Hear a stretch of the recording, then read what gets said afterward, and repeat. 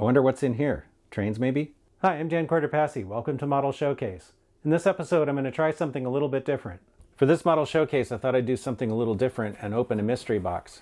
Just ignore the label, which would, tell you what's in there, because it's a mystery box.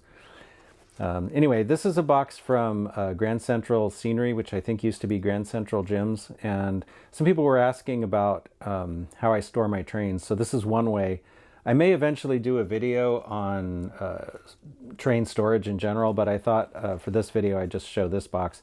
Anyway, this is a nice box. It's pretty good cardboard, and then it's got a foam piece on the top, and then there's individual foam trays. In here, you can store basically up to 4, relatively large, 6-axle diesels. And then there's these, they come with a full foam insert, and you can cut them down so that if you have shorter stuff, you can make padding for the ends like I did here. Anyway, let's take a look. Before I pull anything out, also, one thing that's really cool about these boxes is that they have these plastic slings that hold the model. And what this is good for is it keeps the details on the model from getting snagged on this foam, because this foam has little holes in it. It's just your typical soft foam. And little things like grab irons and coupling levers and sometimes sunshades and such can get caught and pulled on this. So having this little plastic sling prevents that. It also makes it easier to get the model in and out. You just lift. Now this box actually has some freight cars in it. This looks like a car. But you can also use these for locomotives, and I will typically use these for my locomotives that I've super detailed that won't fit back in their original boxes. Looks like we got another freight car. And another freight car. And then in this one, I've actually got 2 shorter somethings. This looks like a little tank car. And finally, a small locomotive. Before we move on from the box, I thought I'd just show it from another angle. You can see it has these foam channels, like I was saying. And one of the things I like about this, like with the locomotive, is that it stores them upright. So if there's any lubricant drainage out of the model, it'll go to the bottom, instead of smearing all over the sides, because some boxes that they have for model railroad storage will store the equipment on its side, and that's okay for rolling stock, but I don't like it so much for locomotives. Just one last thing before we move on. This is not sponsored at all. I just have had these boxes for a long time, and I like them. If I need more, I think they're still available, but I've really had good experience with these. They also come in a larger size. This is the regular size, and there's one that's a little longer, so if you had a longer steam engine or something, you could put that in there. I'll talk about the 2 flat cars with the log bunk things on them first, because they're both pretty much the same except for the paint job. These are a couple of models that I built out of old Tyco cars. I don't have a lot of old Tyco stuff, but I ended up with a couple of these and wanted to do something with them. If I recall, the log bunks are from Details West, and I actually made new decks for the cars out of some styrene car siding. I think it was O-scale car siding, but it had a good plank spacing for HO scale, so I used that. I also got rid of all of the molded on details and replaced them with wire grab irons. I added on coupling levers, air hoses, pretty much all the stuff that I like to have on my cars. Same things that you see on the more modern models that you buy. But I did this kind of by hand.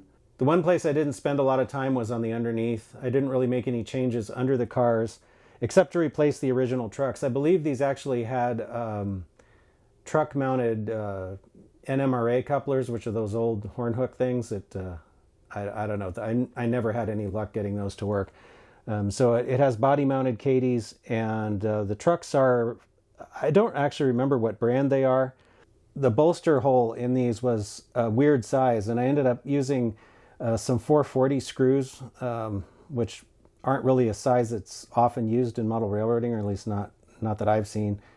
But I used those as the bolster pins, and they're screwed into the cross piece that holds the truck onto the car.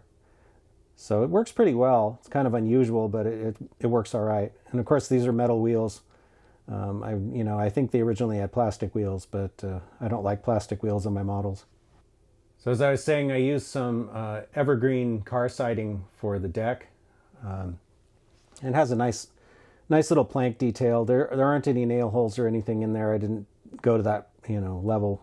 I did weather it though with some alternating, very subtle alternating colors to try to make it look more like individual pieces of wood rather than just a big hunk of plastic. These cars don't follow a particular prototype. I was just trying to make them look like, typical cars that might be used in captive industrial service for hauling logs around or something like that. They don't have roller bearing trucks on them, so in my era they wouldn't be probably interchange approved. I gave them made up reporting marks too. It's ALDX, which I don't think actually exists unless one's come into existence since I built these, but I googled it I think way back then and didn't find anything. The decals were pieced together from various microscale sheets just to get the lubrication stencils and the ACI labels and the wheel inspection dots, which I know there's a little bit of an era thing going on there, but I figured these cars were maybe, used in the 70s and still being used in the 90s somewhere.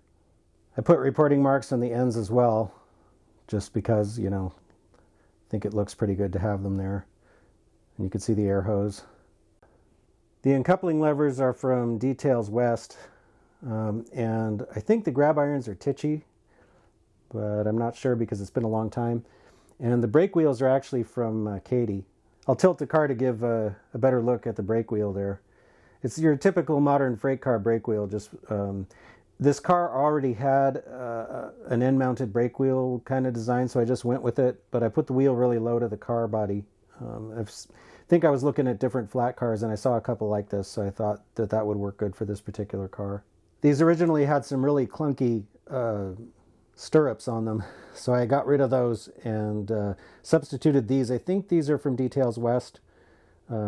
Just all little parts I had left over in my stash of detail parts, so I don't remember going out and buying a lot of stuff for these cars. I just kind of relied on what was on hand, except maybe for the log bunks. I think I had to buy those. I painted one car brown and one car green for variety. I did do it with an airbrush, but unfortunately I don't remember the brand or colors at this point because it's been a really long time since I did these. The weathering was done with a combination of some airbrushing and some Bragdon weathering powders. It's pretty subtle. I tend to go a little subtle on my cars as a rule, so this is no exception. They're basically just meant to look like, working cars, and of course I could always add more weathering if I wanted to. I'm pretty happy with how these turned out, especially considering how they started. It just goes to show that sometimes at least you can make something cool out of an old model. So that's kind of what this was about, just an exercise to see what I could do with these things. The next flat car is an InterMountain car. This was a factory painted car, and I added the Chooch load. I think the load was from Chooch anyway, as well as some chains to tie the load down. This is one of the few cars that I've actually done like this with a load on it. And one of the reasons is because once you do this, it doesn't really fit back in the original box anymore. So that's why this car was in the other box. I think this might have been an InterMountain car that I built from a kit versus one that I bought. So it may not have actually had a reusable box anyway. A lot of times the kit built cars, they don't fit back in the box, or you wouldn't really want to use the original box for them because it's just a cardboard box and doesn't really offer any protection. This car also has some Detail Associates uncoupling levers on it. I didn't add air hoses on this one. I could always still do that, but chose not to when I did it. Most of the other details are just as it came from the factory. The InterMountain cars already had separate grab irons. They're plastic, but they looked okay, and the stirrups looked pretty okay. This is supposed to be a Santa Fe FT58 class flat car, but I think it's a Fubi, actually. I remember researching it, and it doesn't really look like the real Santa Fe FT58 class exactly. So, it's still a pretty good looking flat car though. So I think it'll, work fine on the layout. Not everything has to be 100% authentic. This car had pretty good brake detail and all that as it came. I didn't do any more work on that area because I didn't feel like it needed it. And again, it's really hard to see. I'm pretty sure that these are replacement trucks. Some of those early InterMountain trucks were really bad, and they just didn't work very well at all. Plus, I think a lot of them came with plastic wheels, and as I said, I don't like plastic wheels, so I replaced those. One of the cool things about these cars is they actually have laser cut wood decking, so the decking is a separate piece from the actual flat car body. and that allows you to weather it separately. So it's weathered, although it still looks like fairly new wood. If I was to do this again today, I might weather it a little heavier just to make the wood look a little older. But I still think it looks pretty good. The chooch loads came pre-painted, so I just used them as is. I think these are resin castings. I'm not 100% sure on that, but they looked pretty good just out of the box. So I basically just glued them on and then tied them down with this 40 link per inch chain, which I think was either A-line or Builders in Scale. I can't quite remember. You can get this from a variety of sources, but I'm not sure. This was pre-blackened, which was kind of nice because it looks a little more weathered than if you get the silver chain. The car also has Katy scale couplers on it, which is kind of my standard. Even though it's a Fubi, I still like this car. I think it'll look pretty good maybe in a through freight, so a train that would just originate in staging, run around the layout, and then go back into staging. This little tank car was built from a Walther's kit, and I did a lot of detail upgrades to it just to make it look a little better. And I also painted it and decaled it. For this one, I followed photos that I found of a similar tank car. If it wasn't exactly like this, it was very close. So it is more or less prototype based in any case. The car has UTLX reporting marks, and all of the markings were pieced together from various microscale sheets. I think I custom made the uncoupling levers for this car, because these are the more modern type that are a little simpler. These are actually pretty easy to bend. And then I used a little, one of those little tiny metal eyelets to hold it, and then glued it to the bottom of the coupler box. This is a plastic air hose. I think it's from Detail Associates. If I were to do this today, I might use one of those rubber hoses from High Tech because they're a little more durable. Sometimes these snap off pretty easy if they get bumped. The side ladders were replaced with brass ladder stock, and I'm sorry I don't remember where I got that. Some of these parts might be from Plano, but it's been a really long time, so I can't really remember exactly.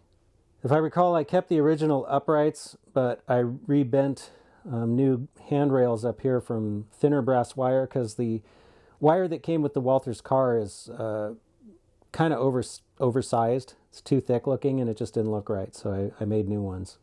I did the same thing for the end railings, made new ones. Just like I did on the Tyco flat cars, I used some Detail Associates stirrups on this because the originals on this car were just really thick and didn't look very good. They look more toy-like. Since this is a tank car, I used Katy shelf couplers. It was a lot of work, but I filed off the original end platforms and then substituted new ones. I think they're from Plano, but they're photo etched and you can see through, and they look much better than what was there. The top platforms are the same. I think these are also Plano, if I recall. But these are photo etched too, and you could see through them. You can see through the one on the top there a little better than the one on the bottom. I think they looked really, really good. The rest of the details, I'm pretty sure came with the car. I did add some brake plumbing, just using some brass wire from the triple valve over to the other components over there. It's not necessarily complete, but there's enough there to look reasonably believable. I also used some real chain. I think this is more of that 40 link per inch chain that I used on that other flat car for the brake chain under the brake wheel. And in fact, now that I'm looking at it, I think the brake wheel is from Katy. It's a lot thinner in profile than the original brake wheel that the Walther's car came with, so I'm pretty sure that I substituted that. The trucks and wheels are from Kato. These are their roller bearing trucks with rotating end caps. I don't know if they're 100% authentic for this car, but they look pretty good. This car is very lightly weathered with some airbrushing and Bragdon powders. With the other cars, I could always add more weathering if I want to. Overall, I think it's a pretty neat little car. I'm not really sure what little tank cars like this are used for, but if anybody out there knows, you can let me know in the comments. But I think this could be another car that would be cool for a through train, just as kind of a curiosity. The last model in the box is this Bachmann 45-ton switcher, which I unimaginatively numbered 45 because it was a 45-ton switcher.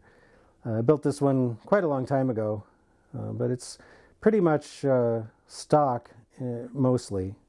This is one of the generic factory paint jobs that Bachmann offered. I think they offered these in maybe 2 or 3 different color schemes that were meant to just be kind of generic industrial switchers. So this was the yellow one with the stripes on the end.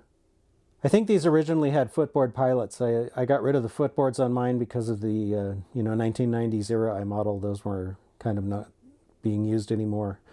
And I substituted Katie's for the original couplers. Other than that, I think this is fairly stock. This engine doesn't have any MU hoses because I don't think the real ones were MU capable. So this is pretty much just a little switcher that would be used probably in an industrial setting, just moving cars around in a plant or something. I did add a single chime horn casting. I don't remember whose, unfortunately. And then I think this is a Details West beacon. And there's also this firecracker style antenna, which I think is a Details West part. I know there's a couple different detail companies that offer this, but I'm pretty sure I use the Details West one because it's metal and a little more durable. Most of the changes I made to this engine were on the inside. I took out the original DCC decoder and substituted a Loc sound. And I also redid the headlights with fiber optics and LEDs. And of course, the beacon also has an LED in it. These were set up to have sound in them, so there's already a speaker location in this air reservoir area underneath.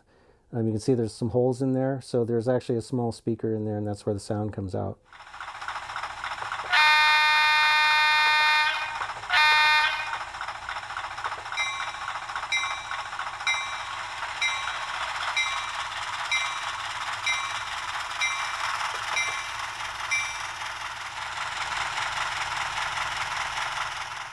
Like the others, this model was weathered with a combination of airbrushing and some Bragdon weathering powders. I used a little bit of rust color on the roof just to give it a little bit of, weather-beaten appearance. I prefer the dark rust color generally because I think it's less garish than that really light rust that would be like fresh rust. I used some black weathering powder to trace around the outlines of the panels on the side just to give it a little bit of a weather-beaten appearance. I used some of those same black powders on the grills too, which I think really makes them look better, makes them pop a little more. There's some airbrushed road dust on the side rods and the trucks, and you have to keep the model on a powered track, or at least I do this. This is how I do it. I put the model on a powered track. I have this piece of scrap track that I use just for this purpose, and I actually start the model running so that when I airbrush it, it doesn't imprint images of the side rods onto the trucks. This is one of the few models that I can't really speed match to my other engines because it's really just too slow. And it would only be running on its own anyway since it's not MU capable, so I didn't worry about that particular thing when I was setting this one up. I think I might end up using this at the grain elevator on my future layout since I've been kind of planning to include a grain elevator scene that's freelanced on that layout, and a little freelanced locomotive would probably be perfect for that. Anyway, I hope you guys enjoyed seeing these models. I'm looking forward to eventually using them on the layout, but for now I'm going to put them back in the box where they'll be nice and safe. I hope you enjoyed taking a look at these models with me. If you like this video, then please like, comment, share, and subscribe. It really helps the channel. Stay tuned and thanks for watching.